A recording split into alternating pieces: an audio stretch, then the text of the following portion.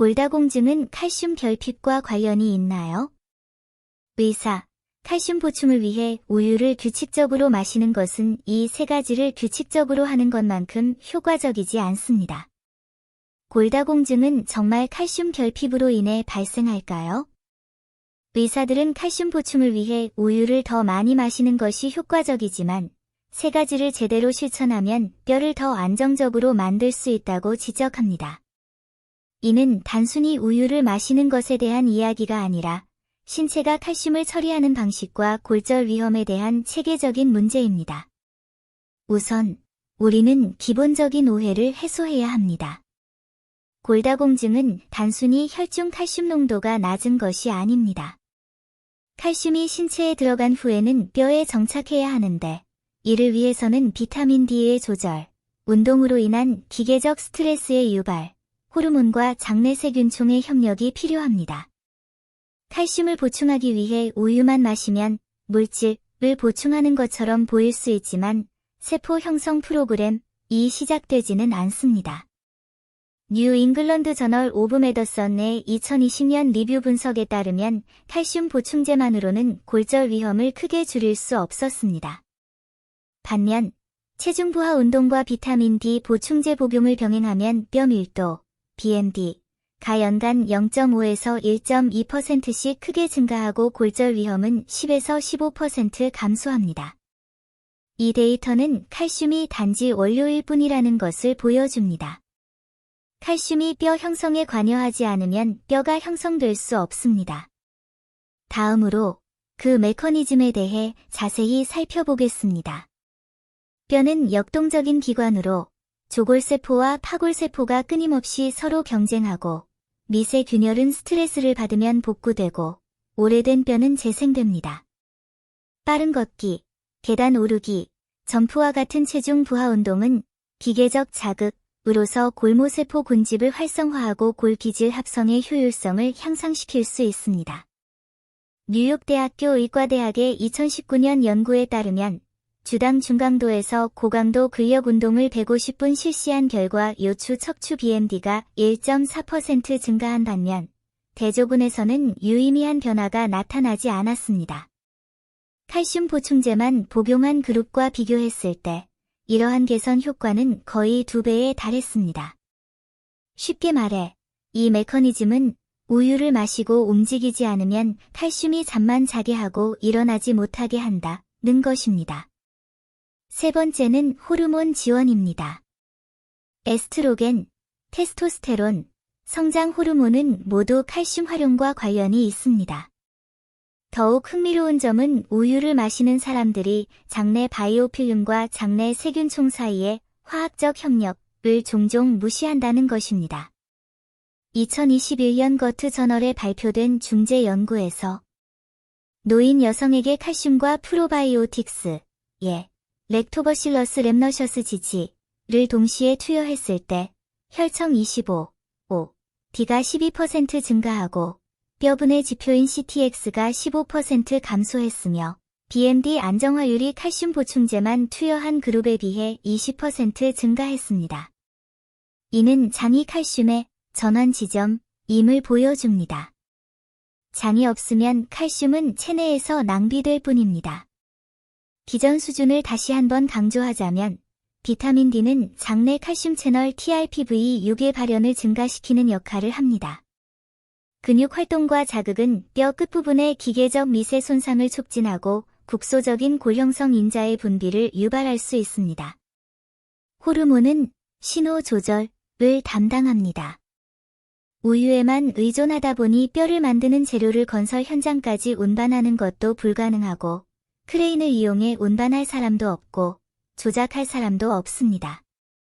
이 독특한 관점을 통해 독자는 우유를 마실 것인가?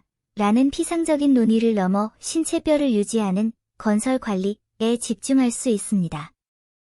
데이터 지원이 필요한 것은 이 세 가지를 결합한 치료 효과가 무엇인가 하는 것입니다.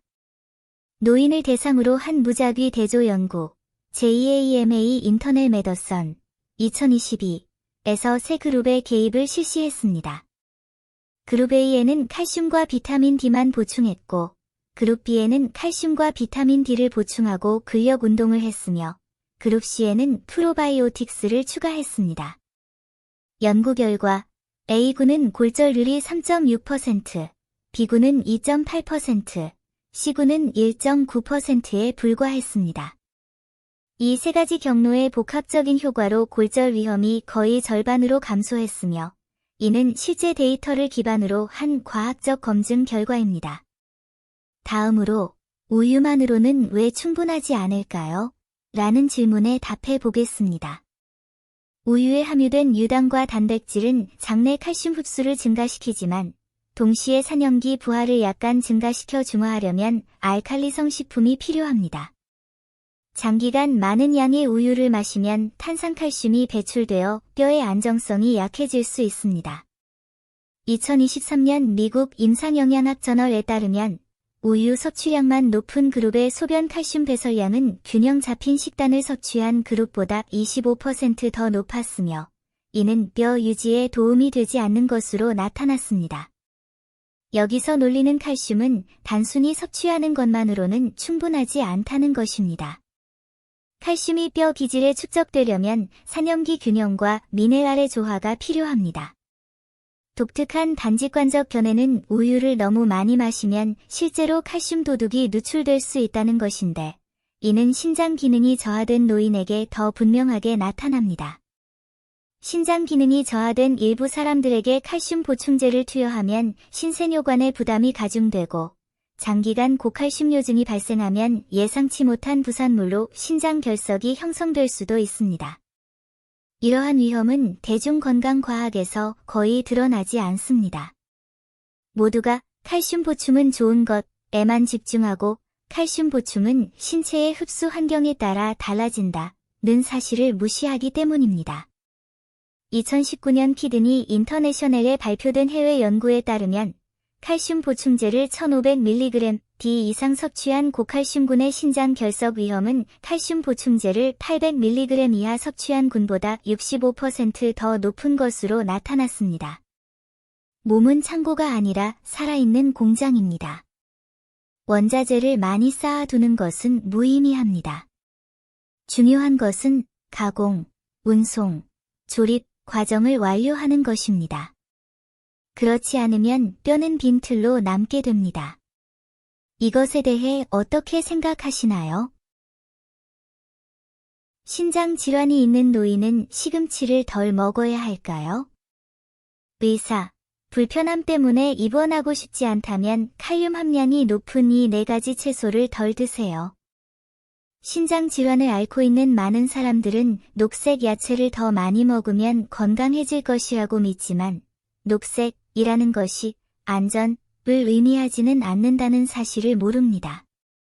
특히 신장 기능이 저하된 사람의 경우 칼륨 함량이 높은 야채 섭취를 조절하지 않으면 언제든지 고칼륨 혈증이 발생할 수 있으며 심각한 경우 입원이 필요할 수도 있습니다. 우선 시금치, 비트잎, 감자, 토마토와 같은 칼륨 함량이 높은 채소는 신장 환자들이 간과하기 쉬운 음식입니다. 시금치를 비롯한 잎채소는 조리 후에도 칼륨 함량이 높습니다. 최신 미국 영양 지침에 따르면 조리된 시금치 1컵에는 약 839mg의 칼륨이 함유되어 있습니다. 신장 질환 환자의 경우 하루 총 칼륨 섭취량은 2000에서 3000mg을 초과해서는 안 됩니다. 다른 음식을 제외하고 한 끼에 시금치 한 컵을 먹는 것이 하루 칼륨 섭취량의 약 3분의 1을 차지합니다. 신장 기능이 저하되면 특히 사구체 여과율이 60ml 민 1.73 스퀘어미터 미만으로 떨어지면 칼륨 배설 기능이 현저히 약화됩니다. 고칼륨 식품을 섭취하면 소장에서 흡수 후 혈중 칼륨 농도가 급격히 상승하여 부정맥, 근력 약화, 심지어 급사를 유발할 수 있습니다. 시금치 알레르기의 문제는 요리만큼 간단한 것이 아니라 그 안에 있는 칼륨 이온의 높은 생물학적 접근성에 있습니다. PMC에 발표된 연구에 따르면 조리된 시금치, 토마토, 호박의 흡수 가능한 칼륨 함량은 다른 일반적인 칼륨 함량이 높은 음식보다 훨씬 높은 것으로 나타났습니다. 즉, 시금치에 칼륨이 500mg 들어있을 때마다 혈액으로 흡수되는 비율이 더 높아져 위험도가 커집니다. 이는 임상 관찰을 통해 확인되었습니다. 신장 질환이 있는 환자는 시금치를 먹은 후 2시간 이내에 혈중 칼륨 수치가 비정상적으로 높아지는 경우가 많습니다. 두 번째로 조심해야 할 것은 비트잎입니다.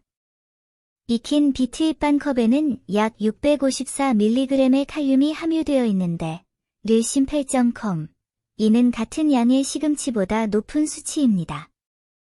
신장 질환이 있는 노인 중 상당수는 야채를 살 때 항산화 성분이 풍부한 잎채소를 보면 구매하는데 비트잎이 칼륨을 더 많이 방출한다는 사실은 전혀 알지 못합니다. 이 잎이 많은 채소의 효능은 칼륨 농도가 높을 뿐만 아니라 비타민 K와 질산염이 풍부하다는 사실에 있습니다. 이는 항응고제와 혈압 약물의 효과에 영향을 미쳐 간접적으로 약물 효과가 불안정해지고 신체에 전해질 제균형이 변동될 수 있습니다. 칼륨 함량이 높은 세 번째, 자주 찾는 음식은 감자인데 특히 껍질을 벗기지 않고 굽거나 튀긴 감자가 그렇습니다.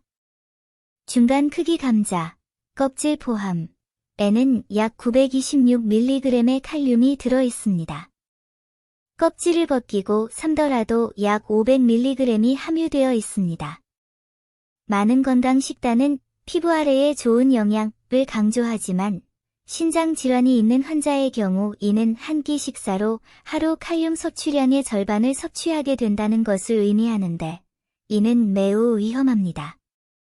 비교해보면 삶아서 껍질을 벗기고 잘게 자르고 여러 번 데치면 칼륨 함량을 약 절반 정도 줄일 수 있지만 대부분 사람들은 이렇게 하지 않습니다. 덜 먹어야 할 네 번째 음식은 토마토입니다. 생으로 먹든 토마토 소스나 토마토 주스처럼 가공된 형태로 먹든 상관없습니다. 토마토 주스 반 컵에는 약 527mg의 칼륨이 들어있고 토마토 소스 한 컵에는 최대 682mg의 칼륨이 들어있습니다. 토마토 소스는 서양 요리법에 자주 사용되지만 신장 질환이 있는 환자는 한 스푼만 먹어도 작은 토마토 하나 분량의 칼륨을 섭취할 수 있습니다. 이것은 서양 음식 양념을 자주 사용하지만 칼륨 섭취를 고려하지 않는 사람들에게 숨겨진 위험 요소입니다. 이러한 기전적 세부사항은 신장 질환 환자에게 이런 야채를 먹는 것이 가볍고 건강해 보일 수 있지만 실제로는 혈중 칼륨 수치가 표준치를 빠르게 초과할 수 있음을 보여줍니다. 고칼륨 혈증이 발생하면 의사는 응급치료를 위해 칼슘 보충제, 인슐린 포도당, 레진 또는 투석을 가장 빠른 속도로만 사용할 수 있습니다. 그러나 반복적인 치료는 혈관과 심근에 누적된 손상을 초래하여 입원 위험을 크게 증가시킵니다. 더욱 이상한 점은 대중이 녹색 야채는 무해하고 엽록소가 풍부하다고 생각하지만 시금치와 비트잎이 칼륨 함량이 최소한에 불과하다는 사실을 모른다는 것입니다. 외국의 신장 영양 연구는 녹색 채소가 많을수록 좋다는 것이 아니라 신장 질환에 따라 종류를 조절해야 한다고 명시적으로 지적하고 있으며 녹색 잎채소의 섭취량 또한 제한해야 한다고 주장합니다. 이는 국민의 건강 인식을 왜곡하는 것입니다. 동시에 많은 사람이 언급하지 않는 또 다른 측면이 있습니다. 칼륨이 풍부한 야채는 신장에 영향을 미칠 뿐만 아니라 장내 세균총의 균형을 깨뜨릴 수도 있습니다. 2022년 신장국제보고서는 신장 질환 환자의 장내 세균총이 특징적인 변화를 겪었으며 고칼륨 식단은 칼륨에 저항하지만 대사 독소를 생성하는 특정 균주의 번식을 촉진하여 만성염증과 요독 독소 축적을 악화시킬 가능성이 높다고 지적했습니다. 이러한 메커니즘은 일반인을 위한 식단 권장 사항에서는 완전히 무시되지만 신장 질환의 식단 관리에서는 핵심적이고 깊이 뿌리 박힌 문제입니다. 만성심부전 환자를 대상으로 한 식이요법 개입에 대한 무작위 대조 연구에서 칼륨 함량이 높은 음식을 제한한 결과 18주간 제한 후 혈청 칼륨 수치 중앙값이 0.5말에 감소하고 급성 입원율이 35% 감소한 것으로 나타났습니다. 그리고 이지의 파워의 추세가 하락 추세에서 안정 추세로 바뀌었습니다. 이는 이러한 채소 섭취를 제한하면 그 효과가 뚜렷하게 나타난다는 것을 보여줍니다. 간단히 말해, 이는 신장 환자와 그 가족이 알아야 할 식이 제한일 뿐만 아니라 건강한 식습관 개념을 재구성한 것입니다. 즉, 녹색 안전, 고칼륨 건강입니다. 음식이 적합한지 판단하려면 단순히 색깔과 맛만 보는 것이 아니라 칼륨 함량, 흡수성, 섭취 조건과의 적합성 등도 살펴봐야 합니다. 이러한 관점은 메커니즘, 데이터, 장내 각도를 깊이 파고들어 시금치를 덜 먹으면 칼륨 폭탄이 되는 것을 효과적으로 예방하는 열쇠입니다. 이것에 대해 어떻게 생각하시나요? 의사들은 매일 아침 일어나자마자 물을 마시는 사람들은 반년 안에 신체의 3가지 변화를 경험할 수 있다는 사실을 발견했습니다. 요즘 아침에 항상 피곤해요. 제가 뭔가 잘못하고 있는 걸까요? 아니면 개선할 점이 있을까요? 그은 최근 기력이 부족하다는 것을 느꼈습니다. 아침에 일어나면 밤새 푹 쉬지 못한 것처럼 항상 피곤함을 느낍니다. 아침에 커피 한 잔을 마시면 잠깐은 기운이 나지만 곧 기운이 약간 빠지는 것을 느꼈습니다. 그래서 그는 의사에게 진찰을 받기 시그했습니다. 제 이야기를 듣고 나서 의사는 미소를 지으며 말했습니다. 사실, 간단하지만 아주 효과적인 습관을 간과하셨을지도 몰라요. 아침에 일어나자마자 물을 마시는 거죠. 매일 아침 일어나자마자 커피를 마시는 대신 물 한 잔을 마셔보세요. 그는 약간 당황했다. 물을 마신다고? 그게 내 피로와 무슨 상관이 있어? 의사는 이렇게 설명했습니다. 물을 마시는 것은 신체에 3가지 매우 중요한 이점을 줄 수 있는데, 특히 장 운동 촉진, 신진대사 촉진, 요산 수치 조절에 도움이 됩니다. 많은 사람들이 아침에 일어나면 습관적으로 다른 일을 하면서 물을 마시는 간단한 단계를 무시합니다. 사실, 아침에 처음 마시는 물 한 잔은 신체 건강에 매우 중요한 영향을 미칩니다. 그는 아침에 물을 마시는 것이 몸에 어떤 변화를 가져올 수 있는지 깊이 생각하게 되었습니다. 이렇게 간단한 방법이 과연 그의 피로를 풀고 컨디션을 개선하는 데 도움이 될 수 있을까요? 많은 사람들이 아침에 일어나자마자 왜 물을 마셔야 하는지 이해하지 못할 수도 있습니다. 물을 마시는 것이 정말 그렇게 중요할까요? 많은 사람들이 이 사실을 무시하는 경향이 있습니다. 하루 종일 물을 마시니 아침에 물을 마시지 않아도 괜찮다고 생각하기 때문입니다. 하지만 사실, 아침에 일어나서 처음 마시는 물 한 잔은 다른 시간에 마시는 물과 비교해 신체에 다른 영향을 미치는 경우가 많습니다.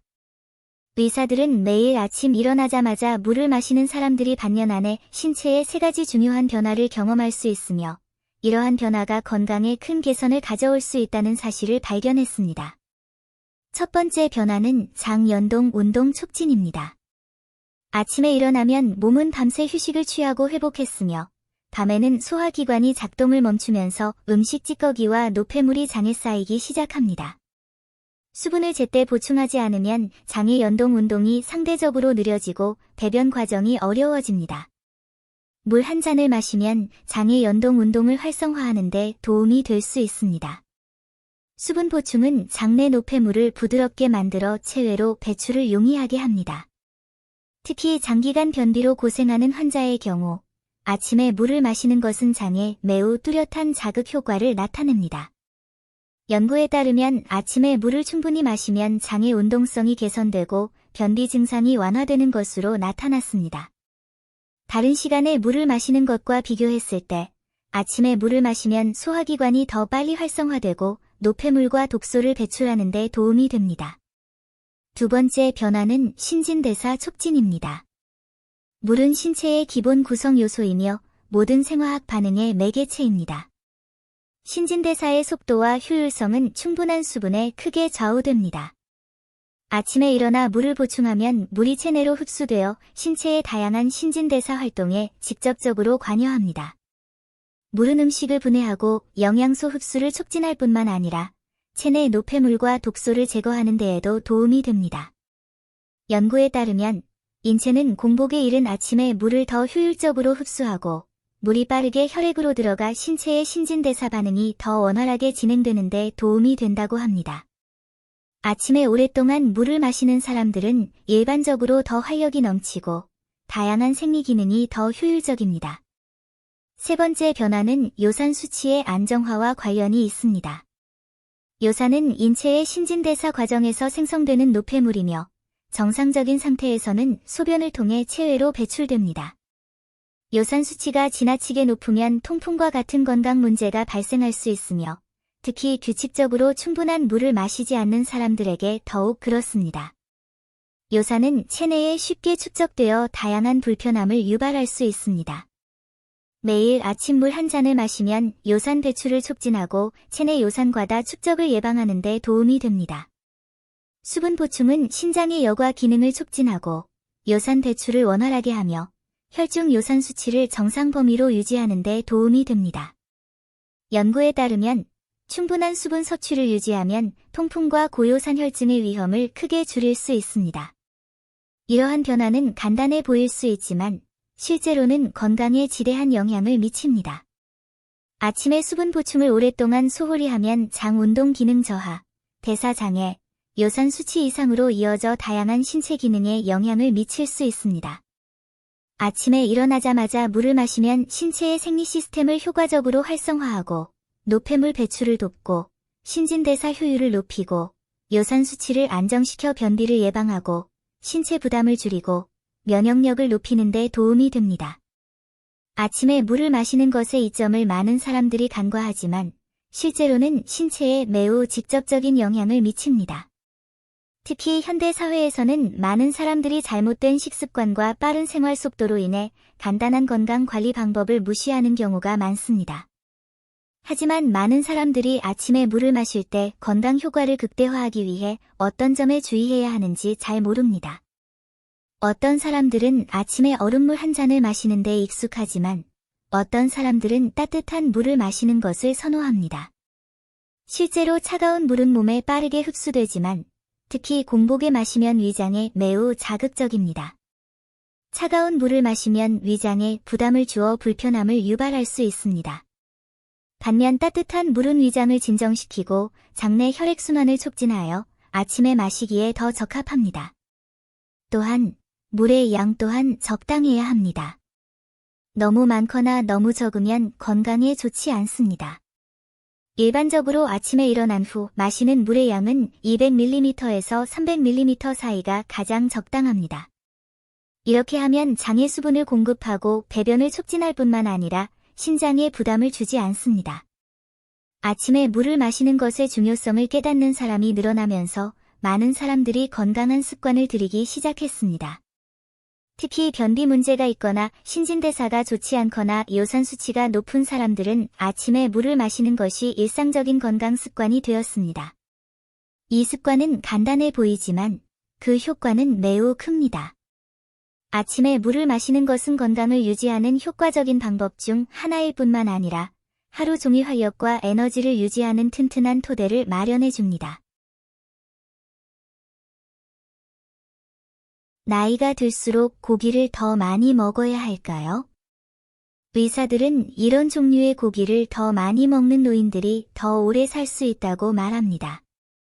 살면서 누구나 생활 습관과 식습관, 그리고 신체 건강 사이의 중요한 연관성을 강조하지만 실제로 과학적이고 건강한 식습관을 실천하는 사람은 드뭅니다. 특히 많은 어르신들은 나이가 많으니 행복하기만 하면 고기를 더 많이 먹을 수 있다고 생각합니다. 그래서 살면서 식습관 건강에 크게 신경 쓰지 않는 경우가 많습니다. 예를 들어 남은 음식을 자주 먹거나 기름지고 무거운 음식을 즐겨 먹는 경우가 많습니다. 실제로 식단과 노인의 기대 수명의 관계는 항상 연구와 논의의 뜨거운 주제였습니다. 최근 몇 년 동안 많은 연구에서 적절한 식단 구성과 식습관이 노인의 건강과 기대 수명에 상당한 영향을 미친다는 것이 밝혀졌습니다. 따라서 과학적인 식단은 여전히 매우 필요합니다. 그렇다면 나이가 들수록 고기를 더 많이 먹어야 한다는 주장은 과연 과학적일까요? 노인이 적당량의 고기를 섭취하는 것이 유익할까요? 연구에 따르면 육류, 특히 생선이나 닭고기와 같은 흰살코기를 적당히 섭취하면 대사 이상을 개선하고 노인의 만성질환을 예방할 수 있으며 이는 기대 수명에 긍정적인 영향을 미칠 수 있습니다. 다른 연구들은 육류, 특히 고단백 육류를 적당히 섭취하는 것이 고칼로리 식단과 동일하지 않으며 오히려 영양 필요량을 충족시키면서 총칼로리 섭취를 조절해야 한다고 지적했습니다. 그렇다면 의사들은 노인들의 건강한 식습관에 대해 무엇이라고 말할까요? 의사들은 노인들에게 소화와 흡수가 쉽고 단백질이 풍부한 동물성 식품과 콩 제품을 선택할 것을 권장합니다. 생선, 새우, 소고기, 양고기 같은 동물성 식품은 단백질 함량이 높을 뿐만 아니라 인체 건강에 필요한 다양한 영양소도 풍부하게 함유하고 있습니다. 노인들은 육류 섭취에 주의를 기울이는 동시에 체중 변화에도 주의를 기울이고 필요에 따라 건강검진을 받아야 합니다. 모든 사람의 신체 상태는 다르므로 노인들은 자신의 건강 상태에 따라 섭취하는 육류의 종류와 양을 선택해야 합니다. 노인들은 다음과 같은 방법으로 식단을 조절해야 합니다. 1. 적당한 식단의 원칙.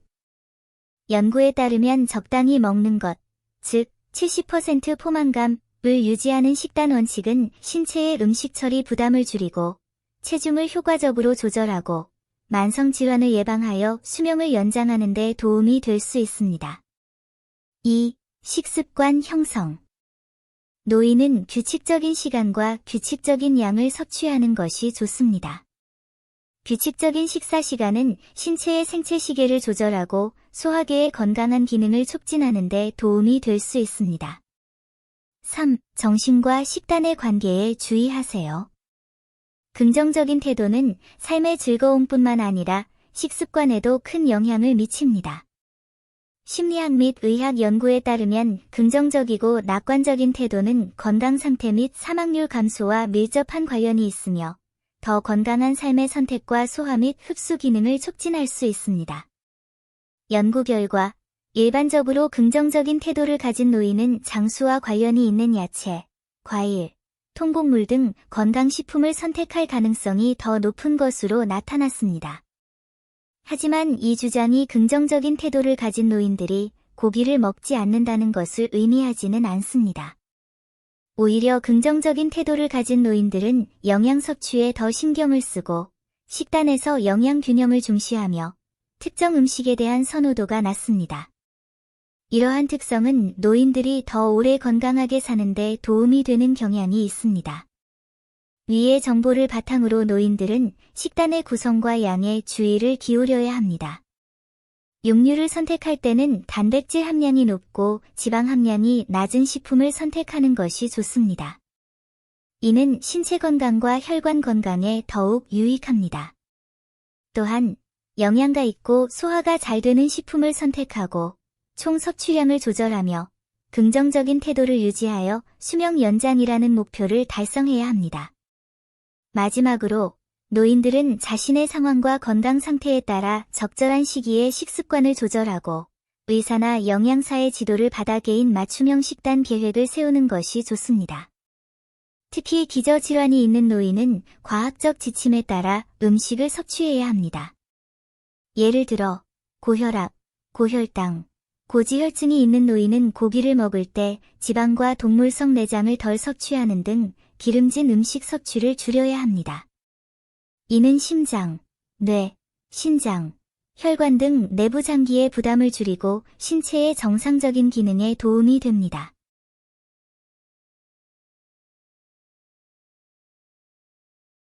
연꽃 씨앗은 정말 유용해요. 발견. 여름에 연꽃 씨앗을 자주 먹는 노인들은 짧은 시간 안에 3가지 변화를 경험할 수 있습니다. 여름철에는 신체의 균형이 쉽게 무너집니다. 고온다습, 식욕 부진, 수면 부족, 과도한 발한 등이 이 시기에 노인들이 가장 흔히 호소하는 증상입니다. 많은 사람들이 약을 먹지 않지만 여전히 다양한 사소한 문제로 고통받습니다. 밤에 일찍 일어나고, 낮에 졸리고, 식욕이 적고 설사가 자주 일어나고, 혈압이 변동하는 경향이 있습니다. 병원에 가서 검진을 받아도 대부분 큰 문제는 없고 약도 처방받지 못합니다. 문제는 사소해 보일지 모르지만 사실 노인의 신체 조절 능력 저하입니다. 외부의 간섭이 있으면 쉽게 이탈할 수 있습니다. 많은 사람들은 신체 불균형의 시작이 질병이 아니라 기능 약화라는 사실을 깨닫지 못합니다. 더운 남부도시에 사는 64세 은퇴 운전자는 누군가에게 잠에 대한 문제에 대해 이야기하면서 불면증이 있는 게 아니라 항상 불안한 기분을 느낄 뿐이에요 라고 말했습니다. 그는 1년 내내 규칙적인 생활을 해왔고 건강에 큰 문제가 없었지만 작년 여름부터는 낮잠을 잘 수 없어 밤에 2~3번씩 깨어났습니다. 나중에는 식단을 조절하고 차가운 음료를 마시지 않고 멜라토닌 보충제도 여러 개 먹어봤지만 결과가 만족스럽지 않았어요. 식후 과일 대신 매일 삶은 연꽃 씨앗과 백합구근을 조금씩 먹으라고 가족이 권유한 후에야 몇 주 만에 그의 상태가 눈에 띄게 호전되었습니다. 그는 믿을 수 없어 정보를 찾아보았고 이 작은 것에도 큰 의미가 있다는 것을 알게 되었습니다. 대부분의 사람들은 연꽃씨를 달콤한 수프, 시럽 또는 수프로 생각하는데 이는 간식이나 디저트에 가깝습니다. 사실 영양학적으로 보면 연꽃씨는 탄수화물, 단백질, 그리고 식물성 활성 성분을 모두 함유한 복합식품입니다. 특히 기능이 저하되어 있으나 대용량의 보충제를 섭취할 수 없는 노인에게 적합합니다. 한의학에서는 연꽃씨가 심장에 영양을 공급하고 마음을 진정시키며 비장을 튼튼하게 하고 설사를 멎게 한다고 흔히 말합니다. 많은 사람들이 이를 전통적인 속담으로 생각하지만 현대 연구는 연꽃씨의 다양한 성분, 특히 신경계, 장 기능, 심혈관계 조절에 미치는 영향을 비교적 명확하게 이해하고 있습니다. 연꽃씨는 단순한 보조 역할이 아닙니다. 불충분한 수면은 많은 노인들이 느끼는 첫 번째 문제입니다. 피곤하거나 졸리지 않은 것이 아니라 깊이 잠들지 못하고 일찍 깨는 것입니다. 이러한 상태는 멜라토닌 수치 감소, 자율신경계 장애, 심박수 변동과 관련이 있습니다. 연꽃 씨앗에는 중추신경계의 흥분성을 조절할 수 있는 일정량의 알칼로이드와 플라보노이드가 함유되어 있습니다. 진정제가 아니며 신경을 억제하지 않습니다. 대신 신경전달물질 분비를 조절하여 교감신경과 부교감신경의 안정성을 회복함으로써 수면의 질과 야간 각성 빈도를 개선합니다. 더 중요한 점은 이 약은 마약만큼 중독성이 강하지 않으며 장기간 가벼운 불면증을 겪는 사람에게 적합하다는 것입니다. 수면의 질이 향상되면 정서 상태, 면역 반응, 그리고 내분비계가 안정됩니다. 많은 사람들이 수면 문제를 단순한 증상으로 여기지만 실제로는 전신기능 장애의 전조 증상인 경우가 많습니다. 가벼운 개입, 식품인 연꽃 씨앗은 신체의 자기조절 메커니즘을 방해하지 않으면서 균형을 회복하는 데 도움을 줄 수 있습니다. 이것이 바로 식단의 진정한 치료적 가치입니다. 대부분의 사람들이 간과하는 또 다른 변화는 혈압의 안정성입니다. 연꽃 씨앗은 혈압을 낮추지는 않지만 심혈관계에 완충 효과를 제공합니다. 연꽃 씨앗에는 마그네슘, 칼륨, 식이섬유가 풍부하여 혈관의 탄력성을 유지하고 심박수를 안정시키며 혈류를 조절하는 데 도움이 됩니다. 노인의 혈압은 여름철에 크게 변동하는데 이는 과도한 발한, 수분 손실, 전해질 불균형과 밀접한 관련이 있습니다.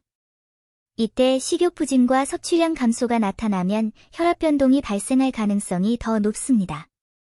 칼륨이 풍부한 식물성 식품을 장기간 섭취하면 나트륨 칼륨 균형을 조절하는 데 도움이 되며 이는 특히 이완기 혈압 조절에 중요합니다. 연꽃 씨앗은 혈당을 서서히 높이고 포만감이 강하며 소화 압력을 낮춰주기 때문에 일반 채소보다 노인에게 더 적합합니다. 동시에 연꽃 씨앗은 단백질 함량이 높고 아미노산 구성의 리신과 트레오닌이 함유되어 있어 심근세포 복구에도 도움이 됩니다. 특히 관상동맥 심장 질환이 있는 노인의 경우 날씨 변화가 심하고 야간 혈압이 떨어지면 불규칙한 심박수, 심기항진 등의 증상이 나타나기 쉽습니다. 연꽃 씨앗을 적절히 섭취하면 안정적인 에너지원을 제공하고 금식으로 인한 혈당 변동으로 인한 심혈관 질환을 예방할 수 있습니다. 이는 심장마비를 예방할 수 있다는 의미는 아니지만 신체가 한계 상태에 있을 때 보호 쿠션을 제공하고 스트레스 반응을 줄일 수 있습니다. 노인의 설사 발생률은 여름철에 낮지 않습니다. 대부분의 사람들은 감기에 걸리거나 나쁜 음식을 먹었기 때문이라고 생각하지만 실제로는 비장과 위가 약하고 소화와 흡수가 잘 되지 않으며 장내 세균총의 불균형이 원인인 경우가 많습니다. 연꽃 씨앗은 수용성 식이섬유와 불용성 식이섬유의 비율이 적당하여 장연동 운동을 너무 느리거나 너무 빠르지 않게 조절할 수 있습니다. 설사, 복부 팽만, 식욕부진이 잦은 사람들에게는 지사제를 맹목적으로 복용하는 것보다 연꽃 씨앗이 더 안전하고 효과적입니다. 연꽃 씨앗에 함유된 항산화제와 폴리페놀은 장내 미세생태 환경을 개선하는 효과도 있어 고기를 적게 먹고 채소 섭취가 부족한 노인에게 더욱 효과적입니다. 특별한 가공이 필요하거나 단독으로 섭취해야 하는 많은 기능성 식품과 달리 연꽃 씨앗은 죽, 수프 끓이기, 페이스트리 만들기, 과일과 함께 먹는 등 거의 모든 식단에 활용할 수 있습니다. 식욕이 없고 씹는 능력이 약한 노인들에게 매우 좋습니다. 더 중요한 것은 섭취해도 대사에 추가적인 부담을 주지 않는다는 것입니다. 당뇨병 환자가 적당히 섭취하면 혈당이 급등하지 않고 혈중 지질 수치가 높은 사람도 콜레스테롤 문제를 걱정할 필요가 없습니다. 만성 질환을 앓고 있는 대부분의 노인의 영양 적응력을 거의 충족할 수 있습니다. 물론 연꽃 씨앗은 신격화될 수 없습니다. 약이 아니고 즉시 효과를 발휘할 수도 없으며 의료 행위를 대체할 수도 없습니다. 하지만 성공의 열쇠는 바로 느림이라는 단어에 있습니다. 느림은 느린 것이 아니라 부드럽고 지속적인 운동이며 신체의 기존 균형을 해치지 않으면서 회복을 촉진합니다. 현대식 식단에서 단 하나의 성분으로 이 문제를 해결하는 것은 어려운데 노인들의 이미 취약한 생리적 리듬을 방해하기 위해 과감한 방법을 사용하는 것은 더욱 불가능합니다. 연꽃 씨앗의 가치는 매일의 식단에 포함시킬 수 있고 습관을 크게 바꾸지 않고도 장기적인 역할을 할 수 있다는 사실에 있습니다. 많은 노인들이 수면 부족, 불안정한 혈압, 장 민감증 등의 증상을 겪고 있습니다. 이러한 증상은 질병이 아니라 신체 시스템 간의 조화 장애입니다. 이 시기에 병원에 가서 검진을 받아도 특별한 이상 소견은 발견되지 않을 가능성이 크지만 여전히 매일 불편함을 느낄 수 있습니다. 이런 상황에서 가장 나쁜 것은 바로 약을 먹는 것입니다. 가장 필요한 것은 식단과 생활 리듬을 근본적으로 조정하는 것이며 이 단계에서는 연꽃씨와 같은 저간섭 성분이 가장 적절한 개입 지점입니다. 바로 이 지점에서 우리는 여름에 연꽃씨를 자주 먹는다는 논리를 진정으로 이해할 수 있습니다. 계절을 따라잡거나 건강 트렌드를 따르기 위한 것이 아니라 고온 환경에서 신체가 다양한 스트레스 반응을 완화하는 데 도움을 주기 위한 것입니다. 온도 변화는 혈관을 수축시키고 습기는 비장과 위의 신진대사에 영향을 미치고 낮이 길어지고 밤이 짧아지면 생물학적 시계가 교란됩니다. 이처럼 겉보기에 무관해 보이는 변화들이 궁극적으로 신체의 안정성에 반영됩니다. 연꽃 씨앗의 개입은 이러한 잠재적 불균형이 질병으로 발전하기 전에 지원력을 제공합니다.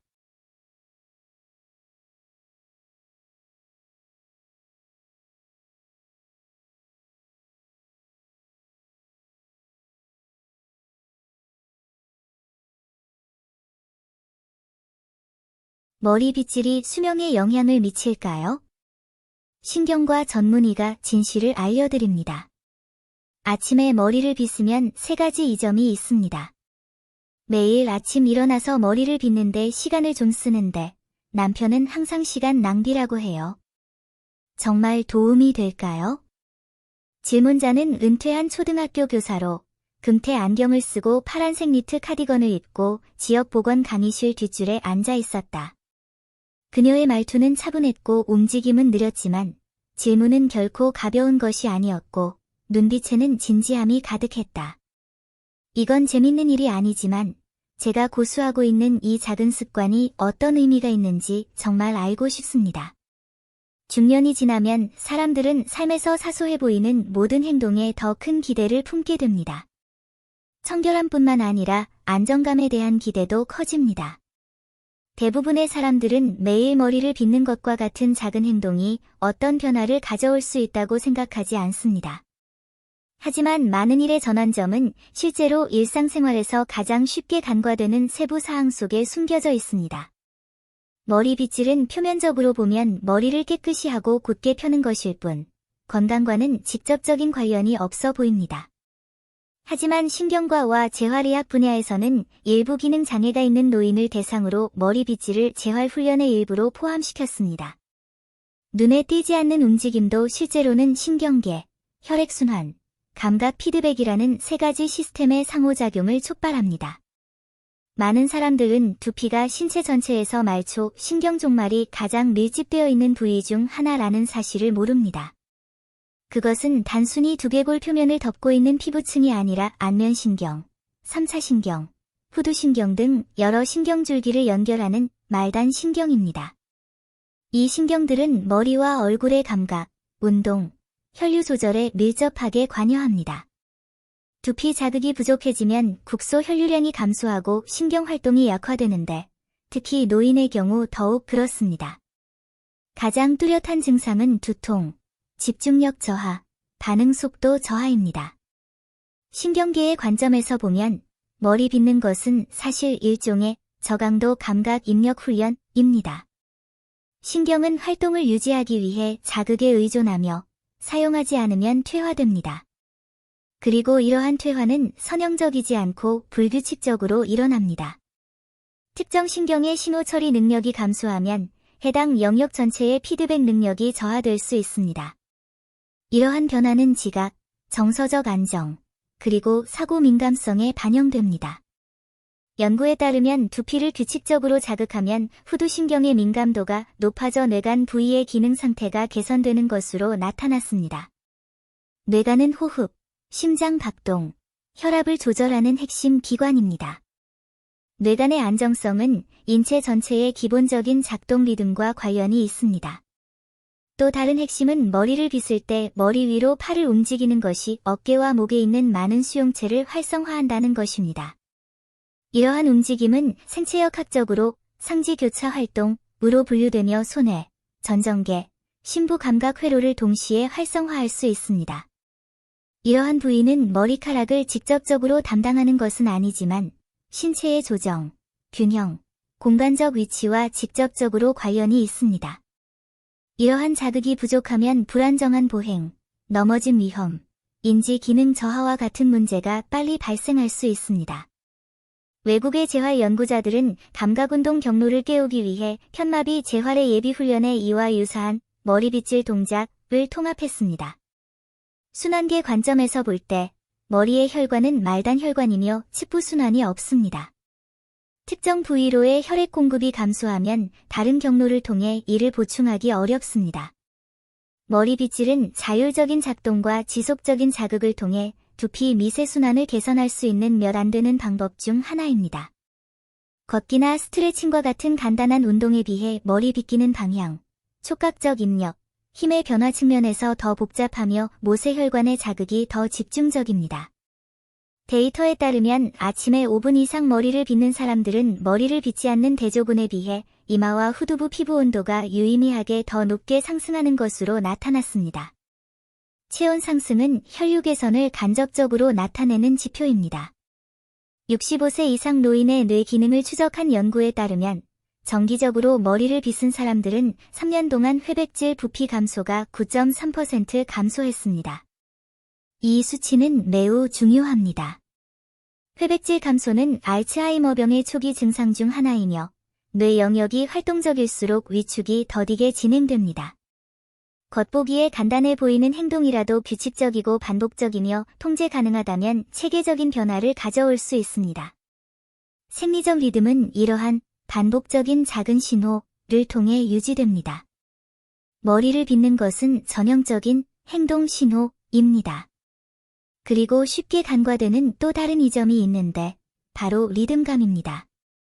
아침에 일어난 후 리듬감 있고 방향감 있는 움직임을 할 수 있다면 전체 신경계의 활성화 수준을 조절하는 데 도움이 될 수 있습니다. 낮 동안의 각성 상태는 아침에 일어나는 과정에 의해 결정됩니다. 머리를 빗는 리드미컬한 자극은 대뇌 피질이 각성 스위치를 활성화하는 데 중요한 역할을 할 수 있습니다. 이 운동은 아침 운동과는 다른 효과를 보입니다. 심폐지구력에 의존하지 않고 야외 활동이 필요하지 않습니다. 특히 집에서 생활하는 중장년층에게 매우 적합합니다. 우리가 나이가 들면서 기억력 감퇴, 수면 장애, 반응 속도 저하 등 신체 기능의 상당수가 우리의 통제를 벗어나기 시작합니다. 사람들은 점차 무력감을 느끼고 자신의 몸을 더 이상 통제할 수 없다고 느끼게 됩니다. 이러한 심리적 상태는 인지 기능 저하를 더욱 심화시킵니다. 머리 빗질과 같은 통제 가능한 행동은 매일 수행하고 매일 효과를 볼 수 있으며 심리적으로 통제력을 강화하고 정서적 불안을 개선하며 신체와 정신에 긍정적인 영향을 미칠 수 있습니다.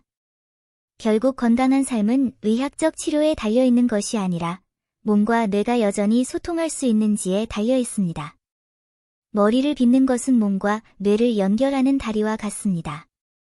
크기는 작지만 크기가 작아서 쉽게 중단되지 않아 많은 고강도 운동 방법보다 지속 가능성이 높습니다.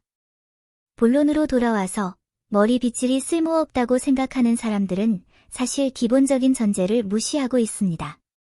즉, 건강은 큰 것으로 이루어지는 것이 아니라 사소하고 반복적이며 지속적인 행동으로 축적된다는 것입니다. 많은 사람들이 건강보조제를 먹고 검진을 받으려고 최선을 다하지만 비용이 전혀 들지 않고 위험도가 극히 낮은 이러한 개입 방법은 포기합니다.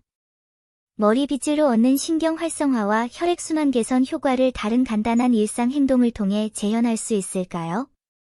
대답은 예입니다. 하지만 전제는 3가지 조건을 충족해야 합니다. 첫째, 얼굴이나 머리의 신경 종말을 활성화할 수 있어야 합니다. 둘째, 리드미컬하고 제어 가능해야 합니다. 셋째, 추가적인 신체적 부담 없이 오랫동안 유지할 수 있어야 합니다. 얼굴 마사지, 이마에 따뜻한 수건을 대고 찜질하기, 귀 문지르기, 눈가 자극 등 이러한 조건을 충족하는 동작은 많지 않습니다. 하지만 머리를 빗는 것은 대체할 수 없는 장점이 있습니다. 즉, 방향 감각, 접촉 감각, 피드백 감각이 자연스럽게 결합되어 있으며 신체가 가장 쉽게 받아들일 수 있는 가장 자연스러운 행동이라는 것입니다. 머리 빗는 동작을 대체하고 싶다면 유사한 효과를 얻기 위해 여러 입력 속성을 가진 동작을 디자인해야 합니다. 가장 간단한 방법은 매일 아침 몇 분 더 머리를 빗는 것입니다. 이것에 대해 어떻게 생각하세요?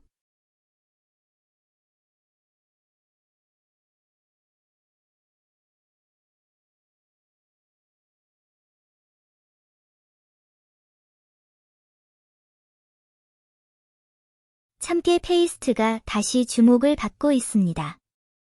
의사 선생님, 참깨 페이스트를 꾸준히 섭취하면 단기간에 3가지 효과를 볼 수 있습니다. 오랫동안 옛날 음식으로 여겨졌던 참깨장은 많은 사람들의 식탁에서 사라졌습니다.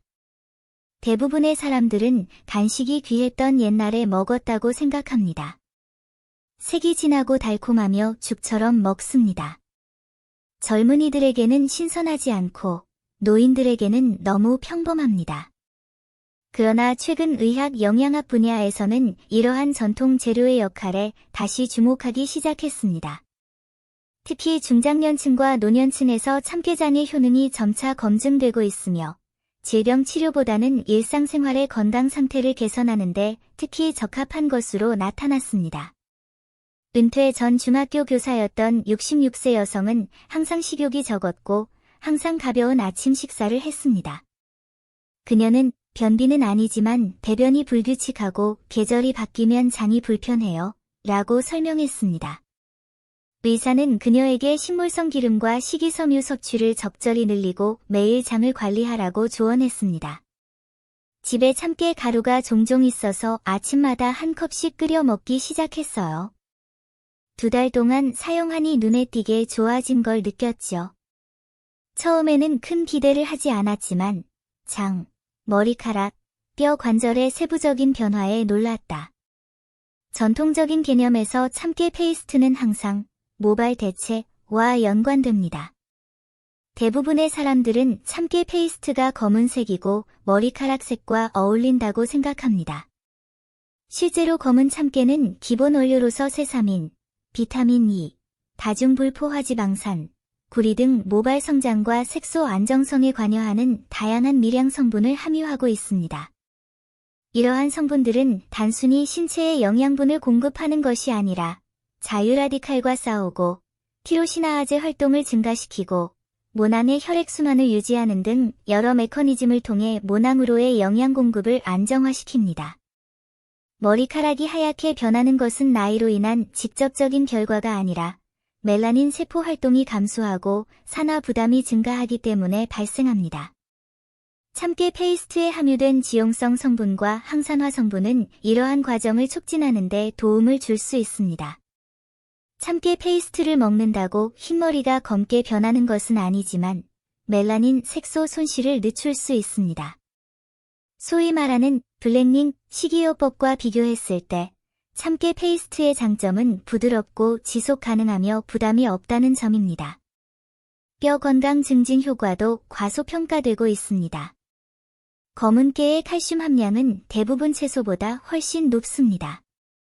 핵심은 함량이 아니라 다양한 지방산, 비타민 K, 마그네슘이 함유되어 있다는 사실입니다. 이러한 성분들은 칼슘의 흡수율과 침착 효율을 높이는 데 도움을 줍니다. 노인의 칼슘 결핍의 핵심 원인은 충분한 섭취가 아니라 흡수 능력이 부족하기 때문입니다. 많은 칼슘 보충제는 단일 성분을 너무 많이 함유하고 있어 신장의 부담을 가중시킵니다. 참깨 페이스트의 복잡한 영양 구조는 대사 부담을 증가시키지 않으면 서골밀도를 유지하는 데 도움이 될 수 있습니다. 특히 경증 골다공증에 걸리기 쉬운 중년 및 노년층의 경우 매일 음식을 통해 소량의 칼슘을 안정적으로 섭취하는 것이 가장 안전한 방법입니다. 칼슘 보충 외에 더 중요한 것은 지방산이 관절에 미치는 영향입니다. 많은 사람들이 나이가 들면서 무릎이 뻣뻣해지고 허리와 등이 뻐근해지는 증상을 경험합니다. 사실 이는 전적으로 관절 퇴행 때문만은 아닐 수 있으며 활액 감소와 연조직의 탄력 감소가 원인일 수 있습니다. 참깨 페이스트에 함유된 오메가-6 지방산은 세포막 유동성을 조절하고 관절 윤활액 생성을 촉진하는 데 일정한 역할을 합니다. 또한 동물성 지방처럼 고콜레스테롤혈증의 위험이 없어 체지방 관리가 필요한 사람들에게 더욱 적합합니다. 뼈 건강은 칼슘뿐만 아니라 연조직과 대사 상태의 문제이기도 합니다. 참깨 페이스트는 바로 이 부분의 맹점을 채워줍니다. 또 다른 주요 기능은 완화 효과입니다. 그러나 전통적인 이해와는 달리 이 약은 장 연동 운동을 자극하기 위해 조섬유에 의존하지 않고 대신 장을 기름으로 윤활하고 장 내용물의 점도를 높여 배변을 개선합니다. 노인의 변비 문제는 대부분 식이섬유가 부족해서가 아니라 장 운동성이 약하고 장내 건조함이 원인입니다. 참깨소금의 기름 성분은 대변을 부드럽게 할 뿐만 아니라 배변감이 둔해져 발생하는 배변장애를 감소시키는 데에도 효과가 있습니다. 장기간 가벼운 변비를 앓는 사람의 경우 고당분, 고지방 아침 식사 대신 이것을 섭취하면 장 상태를 개선할 수 있을 뿐만 아니라 과도한 유제품으로 인한 복부 팽창도 피할 수 있습니다. 참깨장 등의 부드러운 음식은 실제로 소화 능력이 저하된 노인에게 매우 적합합니다. 치아가 나쁘거나 씹는 능력이 부족하거나 위가 비워지는데 시간이 걸리는 등의 문제로 인해 많은 사람들이 식욕을 잃고 흡수력이 떨어지며 위장관에 큰 부담을 주게 됩니다. 참깨 페이스트는 고운 구조, 적당한 칼로리, 높은 영양소 함량을 자랑합니다. 소화 부담을 늘리지 않으면서도 포만감을 유지해줍니다. 이러한 균형은 노인 식단에서 달성하기 가장 어려운 부분이며 놀랍게도 이 점에서도 훌륭한 자격을 갖추고 있습니다. 물론 시중에 나와 있는 참깨 페이스트가 모두 기준에 맞는 것은 아닙니다. 일부 시판 제품은 맛과 보존을 위해 설탕, 증점제, 심지어 경화유까지 많이 첨가하는데 이는 본래의 영양 구조를 파괴합니다. 참깨장의 효과를 극대화하려면 재료가 간단하고 당도가 낮으며 지방 함량이 과하지 않은 제품을 선택해야 합니다. 볶은 검은 깨를 가루로 갈아 필요에 따라 끓여서 직접 만들 수도 있습니다. 진짜 참깨장은 복잡한 가공 과정을 거치지 않고 기능성이 풍부한 식재료입니다. 이 과정은 생략될 수 없습니다. 얼마나 많은 돈을 쓰느냐가 문제가 아니라 제대로 먹느냐의 문제입니다. 참깨 페이스트의 잠재력은 영양 구조의 공백을 메우는 능력에 있습니다. 많은 중장년층은 주식과 채소에 지나치게 의존하고 있으며 양질의 지방과 미네랄, 특히 대사성 식물성 기름과 지용성 비타민을 충분히 섭취하지 못하고 있습니다. 고밀도 식물성 식품인 참깨 페이스트가 이러한 보충제를 제공할 수 있습니다. 단일 식품으로 문제를 해결하는 것이 아니라 전체 식단 구조에 빈틈을 메우는 역할을 합니다. 신진대사가 느리고 흡수율이 낮은 사람들에게는 이처럼 정제되고 고농축이면서도 자극적이지 않은 식품이 필요합니다. 그 효능은 이 세 가지 효능에만 국한되지 않습니다. 전통 중의학에서는 간과 신장을 보양하는 데 효과가 있으며 현대의학에서는 신진대사 효율 조절, 세포 안정성 향상, 미세순환 최적화에 더 중점을 둡니다. 이것들은 명확한 지표처럼 들리지 않을 수 있지만 사람의 상태가 좋은지를 판단하는 데 있어 핵심적인 요소입니다. 아프지 않는 것과 편안하게 사는 것은 전혀 다른 문제이며 참깨장은 후자에 더 가깝습니다. 세부적인 개선 효과를 바로 느끼기 어려워 몇 번 복용해도 효과를 보지 못하고 포기하는 분들이 많습니다. 하지만 실제로는 시간이 지남에 따라 효과가 축적되는 원리로 장기간 복용하면 그 변화 추이를 확인할 수 있습니다. 한 달 만에 머리카락이 검게 변하거나 우유 한 그릇만 마셔도 배변이 되는 것이 아니라 꾸준히 섭취하면 두피의 기름기가 줄어들고 감은 후 머리카락이 덜 빠지고 변이 더 잘 나오며 무릎이 덜 뻣뻣해진다는 것입니다. 이러한 작은 신호들이 가장 먼저 눈에 띄어야 합니다.